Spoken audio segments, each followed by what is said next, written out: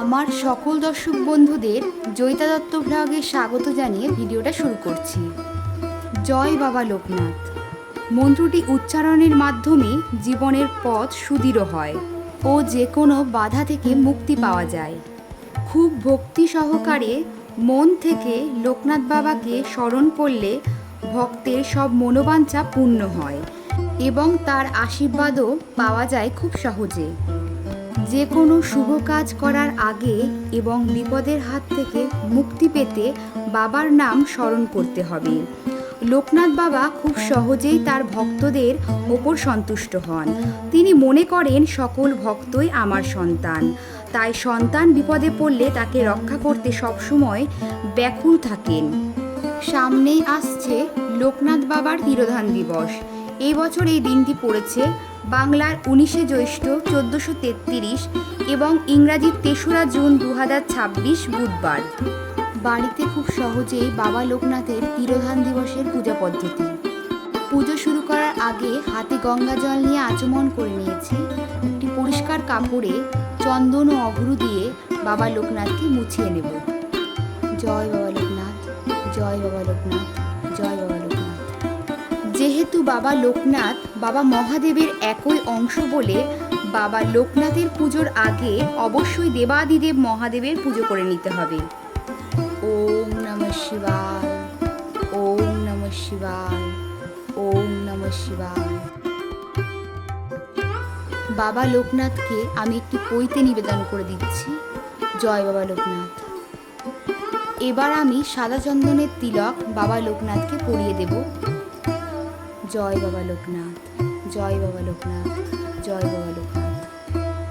ফুল, বেলপাতা ও আকন্দ ফুলের মালায় কিছুটা চন্দন লাগিয়ে নিচ্ছি। শ্বেত চন্দন সহযোগে একটি তুলসী পাতা বাবা লোকনাথের বুকে নিবেদন করছি। চন্দন সহযোগে আকন্দ ফুলের মালাটি বাবা লোকনাথকে পরিয়ে দিচ্ছি। জয় বাবা লোকনাথ।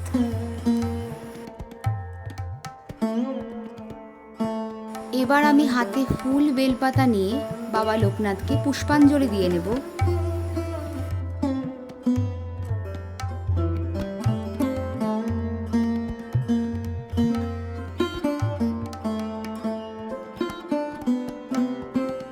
জয় বাবা লোকনাথ।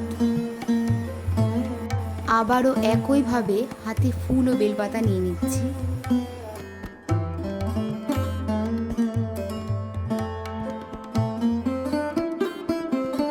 জয় বাবা লোকনাথ।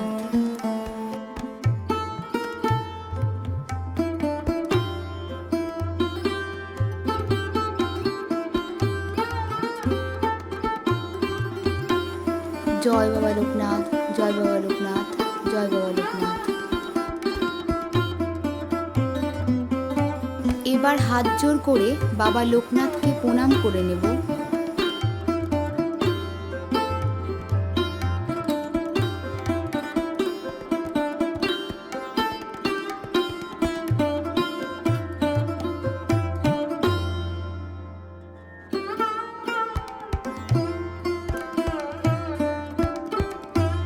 ভোগ নিবেদনের জায়গাটি পুষ্প ছড়িয়ে নিচ্ছি। বাবা লোকনাথকে ভোগ নিবেদন করে দিচ্ছি। বাবা লোকনাথের আমিত্তি, মিশ্রি, তালশাঁস অত্যন্ত পছন্দের, তাই লোকনাথ পুজোর দিন বাবা লোকনাথকে এইগুলি নিবেদন করতে হয়। জয় বাবা লোকনাথ।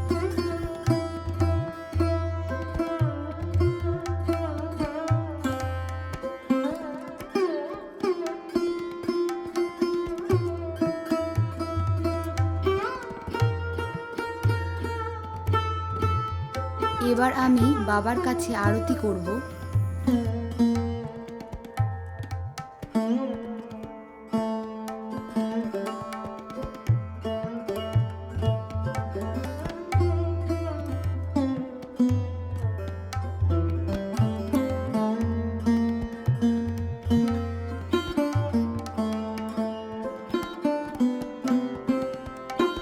ধন্যবাদ।